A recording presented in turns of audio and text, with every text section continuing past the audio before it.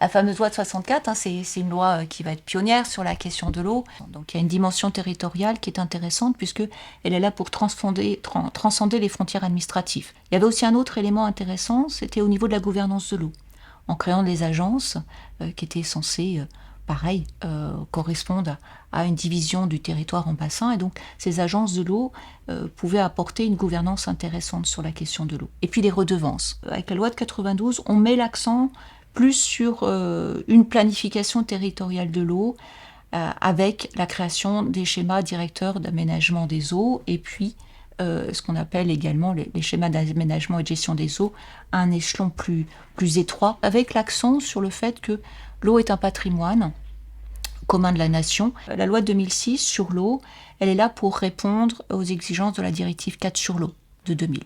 Donc, au-delà de ces exigences, la loi de 2006, elle va rendre beaucoup plus coercitif la planification territoriale avec les SDAGE en particulier et avec les âges, et puis de renforcer l'articulation entre les différents documents de planification territoriale.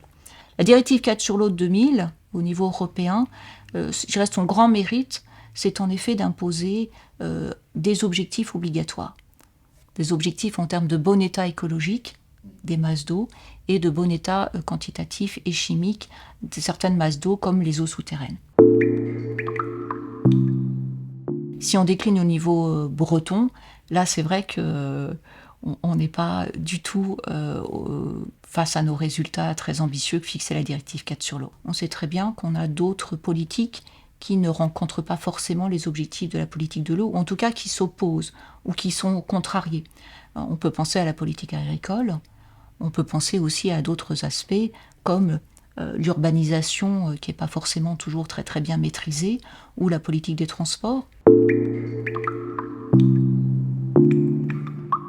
Lorsqu'on se lance comme ça se dire ok, on fait un projet de loi, on se lance dans une réforme législative, c'est toujours à double tranchant. C'est-à-dire qu'en d'autres termes, c'est peut-être des fois l'occasion aussi de faire ressurgir ou de renforcer des oppositions et d'essayer de détricoter, on va dire ça comme ça, donc de rentrer dans un processus de régression juridique qui n'est pas forcément opportun. Je pense qu'on a déjà un bon cadre juridique qui est particulièrement complexe, puisqu'on va l'appréhender comme ressource, on va l'appréhender comme patrimoine, on va l'appréhender comme milieu aquatique. Sans doute, il manque un certain nombre de choses. En particulier, on le voit bien actuellement sur les dimensions quantitatives. On voit bien que les tensions apparaissent. Le contentieux, qui s'est mis à se multiplier en Bretagne, montre bien que le cadre juridique n'est pas nécessairement bien respecté. On a des conflits d'usage qui vont se multiplier. On l'a vu dans certaines régions qui sont confrontées à des fortes tensions. C'est pas seulement la question de l'irrigation, c'est aussi la question de l'accès à l'eau potable. Donc on a l'accaparement de la ressource. Le changement climatique va impacter bien évidemment la disponibilité de la ressource en eau, mais aussi va impacter la qualité de l'eau à terme. Et le rapport qui a été diligenté au niveau ministériel arrive à cette conclusion, c'est que actuellement notre politique agricole et le modèle dominant qui est soutenu ne répond pas. Et donc il faut le changer. Et le problème, c'est que ce changement des pratiques agricoles, le changement du modèle agricole, malheureusement, ne peut pas se faire comme ça du jour au lendemain. Je dirais beaucoup de champs de la politique environnementale sont confondés au fait qu'on ne prend pas forcément la mesure, l'urgence et le sérieux de ces problématiques-là, parce que la technique ou l'ajustement des pratiques, à minima, ne sera pas suffisant, malheureusement. On présente le développement durable avec les fameux 3 piliers, avec ces fameux 3 cercles qui semblent identiques. Or, c'est une vision tronquée. Le social, l'économique et l'environnemental. Le socle environnemental est vraiment le socle. C'est nos conditions d'habitabilité de la planète. C'est là-dessus qu'on va pouvoir construire notre société.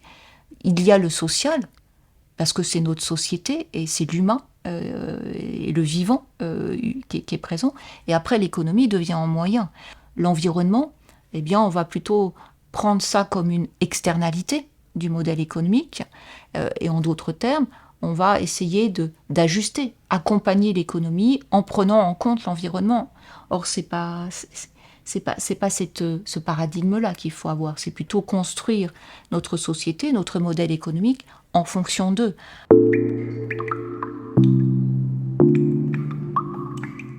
D'abord, on a la chance d'avoir un monde associatif, soit au niveau européen, mais également au niveau français et breton, d'avoir un monde associatif extrêmement vigilant.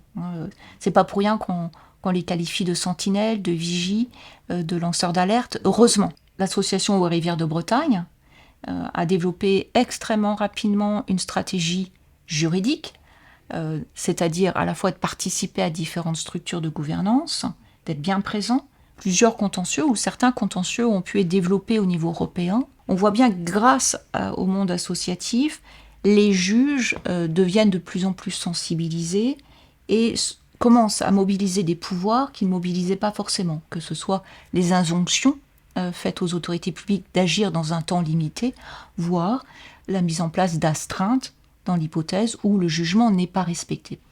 Et après, on a le temps de l'exécution des décisions de justice. Et là, c'est une autre limite. On a un ancien juriste qui expliquait que le contentieux, c'est le droit pathologique. C'est-à-dire que quand on arrive au contentieux, c'est que définitivement, on n'a pas réussi avant à s'entendre.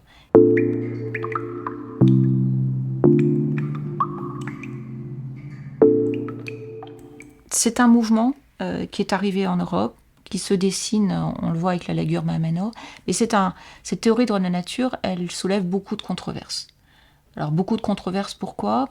Parce que on considère que dans la tradition occidentale, en Europe, c'est plutôt une autre approche qu'il faudrait mettre en évidence, ou en tout cas plus promouvoir, qui aurait une vision plus relationnelle, comment mieux améliorer les relations entre les sujets de droit, les humains, et les non-humains, à travers une notion de choses communes ou de commun naturel. Je pense que l'intérêt de ces discussions sur les droits de la nature, ou sur les communs naturels, ou sur les choses communes, c'est de pouvoir débattre en démocratie. Un état d'urgence, au sens juridique du terme, on n'est plus dans du droit commun, c'est-à-dire qu'on va se retrouver dans des régimes d'exception avec des restrictions de circulation, des interdictions. Ça met en pointillé ou en suspension un certain nombre de nos libertés et de nos droits. On a des critiques qui se sont dit, voilà, si au nom de l'urgence qu'on nous restreint nos droits et nos libertés et qu'on porte atteinte à notre fonctionnement de la démocratie, ne va-t-on pas aller dans un régime éco-autoritaire ? Et c'est ce qui se passe. C'est-à-dire que même c'est temporaire, la réglementation qui a été adoptée au niveau européen pour promouvoir les énergies renouvelables au nom de l'urgence énergétique, on prévoit de déroger aux procédures d'évaluation des études d'impact, aux procédures d'études d'impact environnemental, de déroger dans les sites Natura 2000. Temporairement.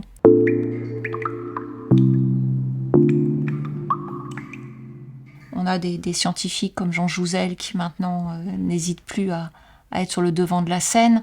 On a le GIEC, on a l'IPBES au niveau international. Donc, en d'autres termes, on ne pourra pas dire qu'on ne savait pas.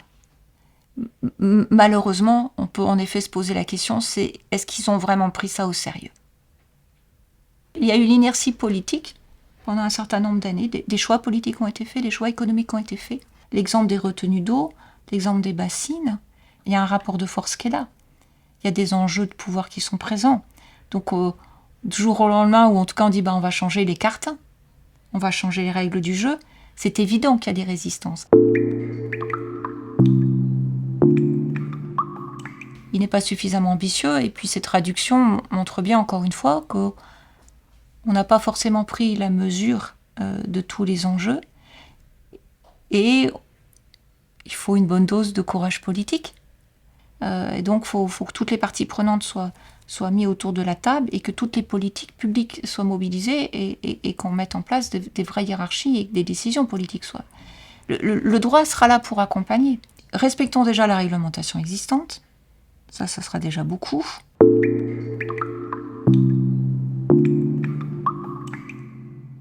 On a plusieurs garde-fous dans le sens où là c'est pour les entreprises qui vont exploiter des sources ou autres, mais à un moment donné, si elles vont impacter, elles sont soumises à autorisation. Après, c'est toujours la même histoire.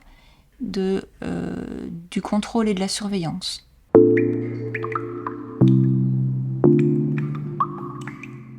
Pour l'instant, on n'a pas eu véritablement de décision très probante sur ce préjudice d'anxiété face à des problématiques environnementales, mais c'est en train petit à petit d'apparaître dans les argumentaires.